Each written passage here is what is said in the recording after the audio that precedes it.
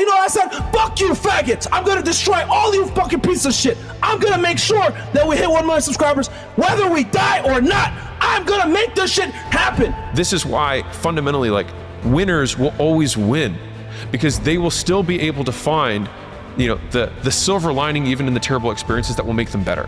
You can either let the bullying destroy you, or you can use it to build you and become the best version of yourself and say, I will not fail. I will not fail. And the only message I want to get across to people is, once you change one thing, your mindset, you can attack everything. What are you waiting for? You're faster than this. Don't think you are. Know you are. Right, for Christ's sake, why? Hey! Why? Why? Because we fucking can! Because we fucking can! And if we can, we do! What's the best advice you've ever received? What if it can turn out better than you can imagine? Second question, what's the worst advice you've ever received? Be realistic. Your mind has to be stronger than your feelings. Your mind has to be stronger than your feelings. Think about every poor decision you've made in your life. Gosh. There was more emotion that was involved in it than there was mind. Is there any limit to your ambition? No. Or any limit to what you think you can achieve? No. Once you take control of your mind, you start making decisions for yourself versus your mind making decisions for you. I think right now, if I was to quit rapping and I said I want to go to the NBA, I would be in the NBA. No, you wouldn't. Yes. No, you wouldn't. Yes, I would. No, you wouldn't. Yes, I would. Why would you think you could make it to the NBA? Because I think I could do anything. We didn't grow up with the sense that where we were was where we were going to be. You know, we grew up with the sense that where we were almost didn't matter because we were becoming right. something greater. Yet so many people live average, mediocre lives. They're swimming in the sea of mediocrity because they have not done the things to break through their limiting beliefs. What I've learned is to always keep going. Always. You know, there's been times, particularly early in my career, where it just feels like this is the end. But what I've come to find out is that, you know, no matter what happens, the storm eventually ends. And when the storm does end, you want to make sure that you're ready. I had that one viewer, and that viewer made me keep going. And each day and more, week 2, I started averaging 4 viewers. Week 3, 8 viewers. Week 4, 20 viewers. So on and so on and so on. And it's like, too, like you seeing us talk about this, it could be you. It could be you if you just get the f up, see what you want to do, tunnel vision. F the parties, f the distractions, all that. Because when you get, bro, I'm telling you, bro, once you get your hands on where you want to be at, you're going to feel it. People want to find their passion, but you don't find it, you create it. And you create it by getting good at something. And to get good at stuff, you start by doing something you suck at. Then you get good, then you like it, then people ask how you found your passion. Answer, by starting when you sucked and not giving up. I came up with a slogan, and I tell it to my kids all the time. I say, there's no losing, only learning. There's no failure, only opportunities. And there's no problems, only solutions. So to me, what failure is the mother of all success. And so, like, no one ever tells stories about the hero who made it all happen immediately and had no hardships. No one cares, right? Like, okay, you were born to a billionaire. Is there a story there? Not really. But everyone loves the story because we can see ourselves in the character and how much we hope to be like them.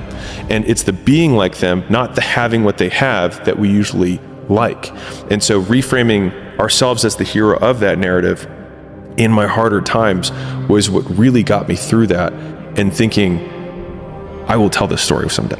We struggle so much with the idea of being present in our own minds and bodies and hearts that we distract ourselves. So really the habit is being present with myself, with my thoughts, and working through when I'm happy with myself and when I think I could have done better. The fear is never reaching your potential. That's it. That always falling short, always quitting before you're done, always procrastinating, always not doing the right thing. And then one day you're an old man Yep. And you look back and go, God, I could have been great. Yep. I could have been great. I never forget one time I was running by a graveyard when I was fucking just trying to become, I was fat.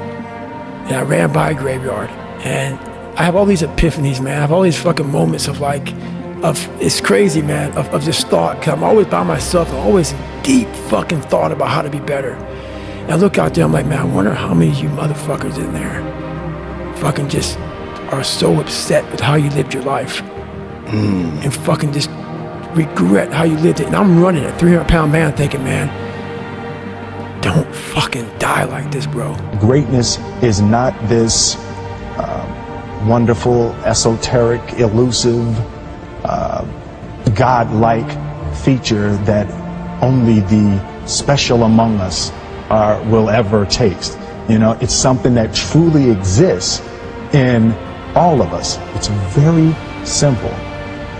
This is what I believe, and I'm willing to die for it. Period. It's that simple. I know who I am, and I know what I believe. I know who I am, I know what I believe. That's all I need to know. And that's all I need to know. So from there, you do what you need to do. Guess what? Don't have a fucking quitting mind. Repetition every day. Stay hard. The easiest way to build self-confidence. There's no magic button. I can't say, hey, this plane is going down. Who can fly it? Put your hand up. I can. I'm confident. Repetition, repetition, repetition. The answers lie in the repetitions. You must not forget the repetitions you put into trying to dominate the craft that you're in today. Always, always embrace the suck, adapt to the suck. What would you do if you weren't afraid? And I love thinking about that when I'm thinking about big life decisions. Like, what would I do if I weren't afraid? And it's usually like the big one, the bigger thing that I really want to do, but I'm afraid to do it. It's like, that's what I should do. How would you advise people to get past themselves with that loss aversion, that fear of change? Oh my God, am I gonna... Yeah, it's the hardest thing in the world, starting over.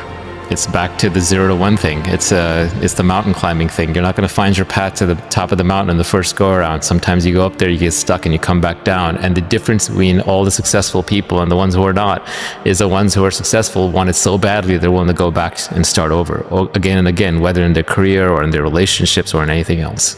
And what I've come to realize is that there's two types of pains in life.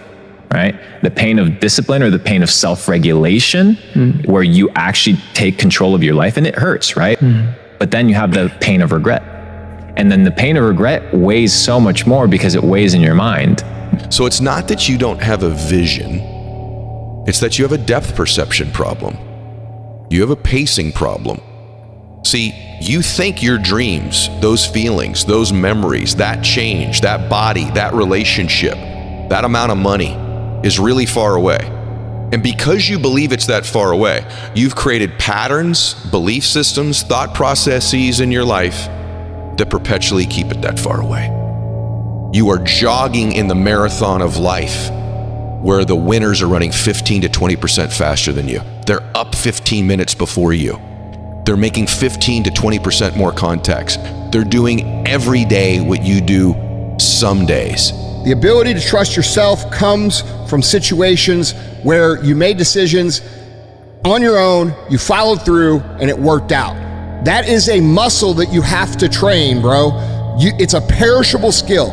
What do you say to those viewers that don't pursue their dreams and are locked in their careers because they're too afraid to take risks and pursue something meaningful? Well, the first thing I would say is, well, you should be afraid of taking risks and pursuing something meaningful. But you should be more afraid of staying where you are if it's making you miserable. I believe that you have to build belief. Belief is like, there's an after school special belief where the mom says, believe in yourself, and that's all great, but there's also a built belief. And the built belief is one where you are constantly, like for me, I came from a bad place. How I build belief is through the daunting tasks I put myself through. When y'all get out, man, make sure you put yourself through uncomfortable situations or things that you might deem could be uncomfortable. Put yourself in it. The reason being is because your validation And your worth comes from yourself. So the whole mission is to prove it to yourself that you can do it. The whole mission is to prove to yourself that it's not uncomfortable. And even if it is uncomfortable, you embrace it. You're not scared of nothing. When you were going through like your process of how you've become wealthy and what you've learned, what do you think the core skill is that you'd boil it down to? Belief. Belief is a skill. Belief requires so much development because it's hard to believe things that you can't see. It's hard to believe when you're skinny or overweight that you can have a six-pack and that you can have a crazy physique. It's hard when you're poor to believe that one day you can be rich. It's hard to believe when your mama's working a 9 to 5 or 2 jobs that you can actually retire her in a couple years. It's hard to believe these things. But if you can actually sit there and have a conversation with yourself and believe that all things are possible, then everything is possible, because like I said, it all starts with the mind.